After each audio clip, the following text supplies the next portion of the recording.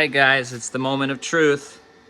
My first initial alignment and setup of the exhaust tips.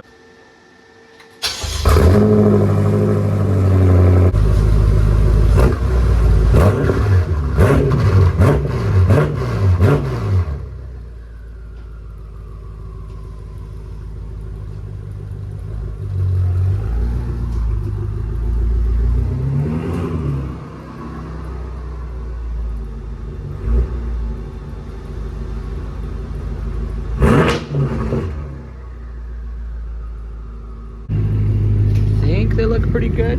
Now that I'm looking at it from like outside, they look pretty great in chrome. I know I need to adjust that one. The right one is a little bit low, so I need to twist it slightly to the left, but that's about it. Let's see if it's even on both ends. Pretty even.